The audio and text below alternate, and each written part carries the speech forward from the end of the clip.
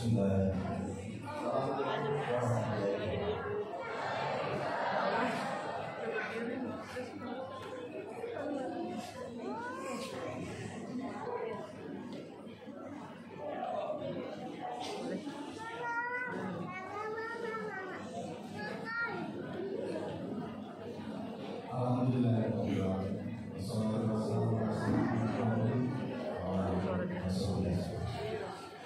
alhamdulillah kita panjatkan kepada Allah Subhanahu wa Ta'ala yang telah melimpahkan rahmat dan nikmatnya dalam kehidupan kita.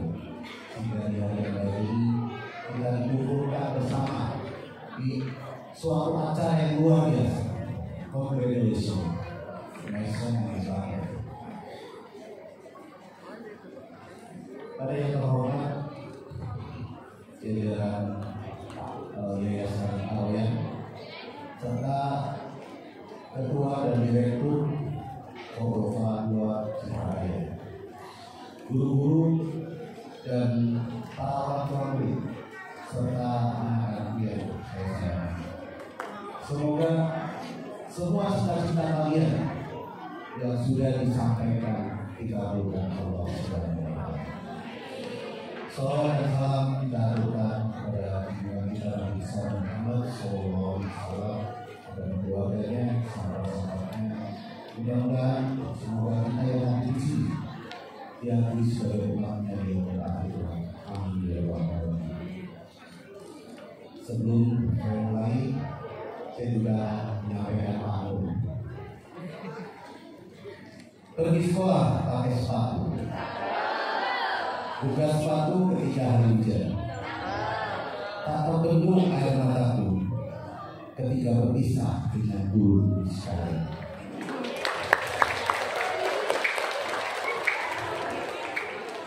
Sungguh suatu kehormatan yang luar biasa saya diangkat sebagai wakil dari orang tua untuk menyampaikan kesan dan pesan di acara yang istimewa ini. Saya tidak diendorse oleh Cordova. Untuk itu saya akan berbicara apa adanya, bukan ada apa. Yang jelas saya akan menyampaikan sesuatu yang objektif sesuai dengan persepsi saya. Namun sebelumnya saya ingin menyampaikan rasa terima kasih yang sedalam-dalamnya kepada Bapak Ibu Guru Cordova Cikaraya yang telah berjuang dengan sabar dan terus ikhlas mendidik anak-anak kami dari kelas 1 SD hingga lulus sampai saat ini. Semoga amal baik, kebaikan Bapak Ibu semua menjadi satu amal baik yang tidak terputus. Amin. Sekaligus saya juga menyampaikan permintaan maaf yang sebesar-besarnya. Selama mendidik anak-anak kami, mungkin anak kami banyak melakukan kenakalan waktu kecil, ya.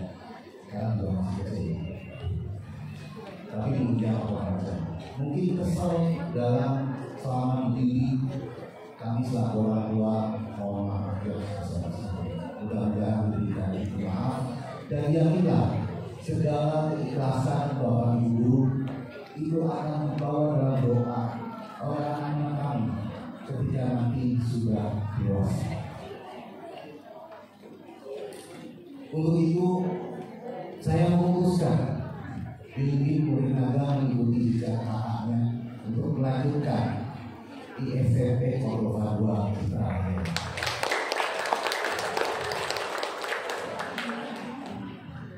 Sebelum saya menyampaikan kesan saya ingin menceritakan mengapa saya memilih Cordova Cikaraya ini sebagai tempat sekolah anak saya.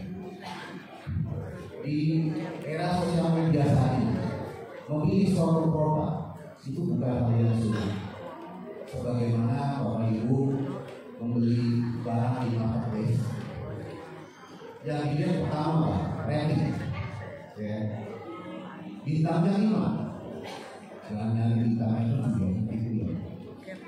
Saya nyari apa? Review. Cordova di sosial media saya lihat ratingnya 4,8. Artinya apa? 96% masyarakat menganggap Cordova itu bagus, sekolah yang bagus. Itu dari persepsi masyarakat. Kemudian saya melihat literasi akademik. Ternyata SDIP Cordova itu sudah terakreditasi A. Ya, itu bagus. Kemudian saya melihat rasio guru. Dulu saya pernah solusi saya untuk coba datang ke sekolah. Dia ketika pembelajaran berlangsung, berapa siswa di dalam kelas? Ya. Berapa siswa di dalam kelas? Kemudian berapa gurunya? Ketika itu sekitar 25, gurunya 2, wah bagus. Ya, rasio gurunya mencukupi. Kemudian kurikulumnya seperti apa?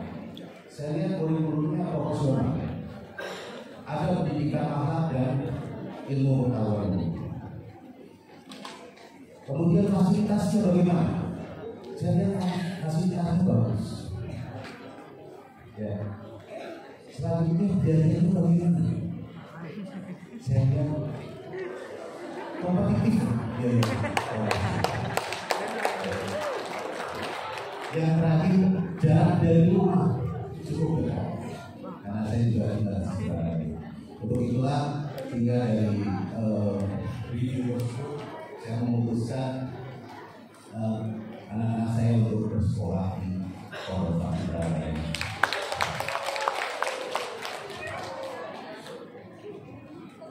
Sekarang saya akan menyampaikan pesan saya selama anak-anak saya sekolah di Cordova.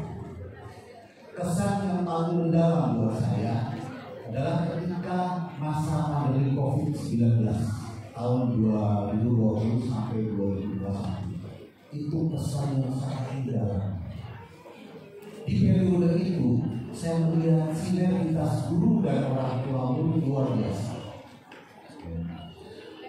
Terutama ibu-ibu yang selama ini tidak pernah tahu tentang apa itu Zoom. Mereka dipaksa untuk bertransformasi mengerti tentang itu. Luar biasa sekali waktu itu. Ya. Ibu-ibu dipaksa untuk ikut sekolah mendengarkan guru-guru menyampaikan materi. Karena apa? Setelah menyampaikan materi kan dikasih PR dan tugas. Bagaimana kalau tidak mendengarkan untuk mengajari anak-anak di sekolah itu? Ya, saya lihat istri saya di periode COVID-19 itu berasa, ya, tiap hari punya meeting tanpa salah. Ternyata ngajarin anak itu gak gampang. Ya. Ngajarin anak untuk bisa mengerti materi yang disampaikan bapak guru melalui itu gak gampang. Ya. Itu sampai lehernya lagi saya berpikir bagaimana guru-guru di sekolah yang sekitar satu kelas ini 20-an murid harus membimbing mereka bisa mengerti dan memahami materi yang disampaikan. Luar biasa sekali. Tepuk tangan buat guru di sekolah.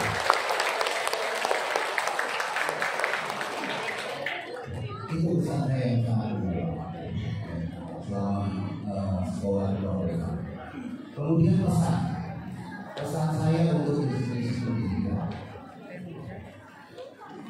Institusi pendidikan Cordova ini khususnya harus bisa menjadi kebanggaan dari kaum muda. Karena suatu saat kelak, ketika mereka sudah dewasa, saya yakin mereka akan rindu melihat sekolahnya ketika masih kecil. Presiden Obama saja ketika sudah menjadi presiden waktu itu rindu datang ke Indonesia, ternyata yang dia mau SD-nya di mana seperti apa sekarang.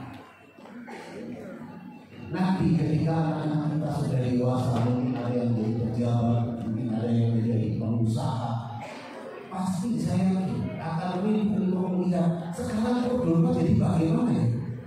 Nah itu satu tantangan. Di sisi lain kompetisi pendidikan saya ini luar biasa. Ya.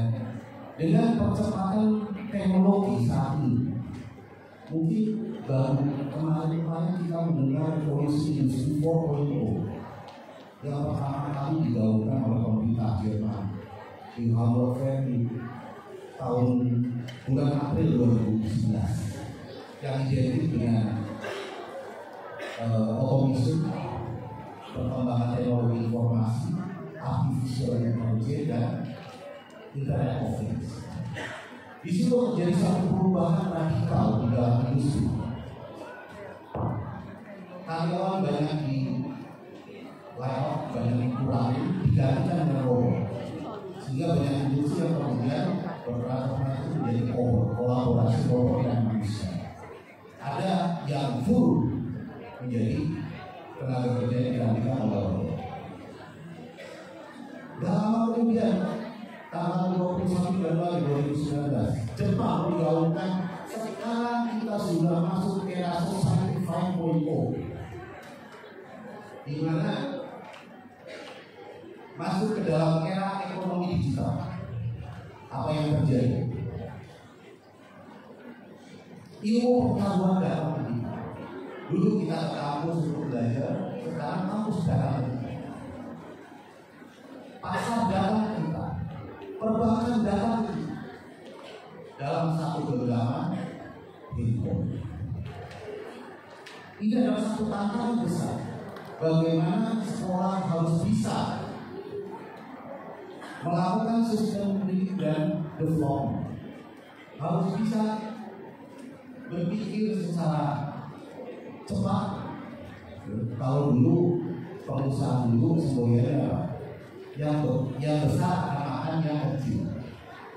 Sekarang yang cepat melibas semua.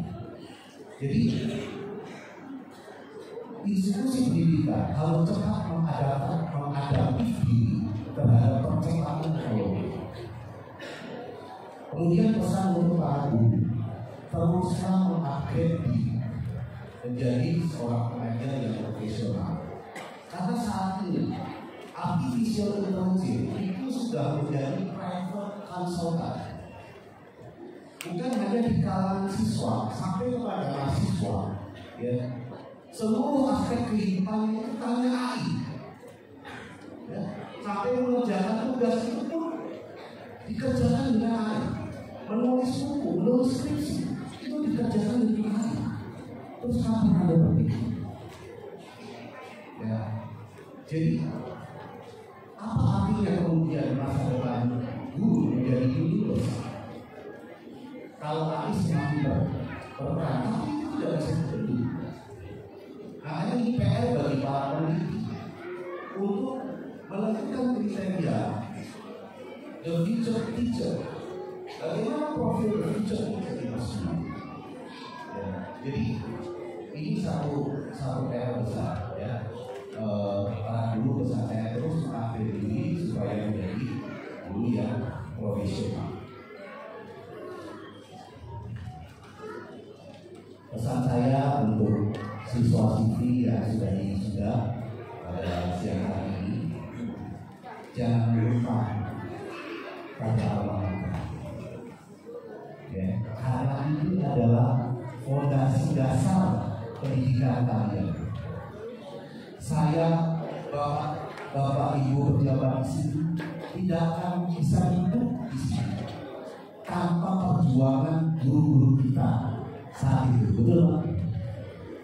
Janganlah pernah lupa terhadap tempat pendidikan dasar di mana kalian pernah menimba ilmu, ya, pernah diberikan kasih sayang untuk bisa memahami pendidikan, untuk bisa memahami materi yang menjadi pijakan awal untuk masa depan. Yang terakhir, saya juga akan kasih pantun untuk dulu, ya. Ada gadis menangis dulu. Ternyata hatinya bunda. Sungguh cepat waktu berlalu. Tak kurasakan, tak kurasa akan berpisah. Satu lagi. Siang hari sudah akan seliburan karena mendung terlihat menyelimuti awan. Lelah belajar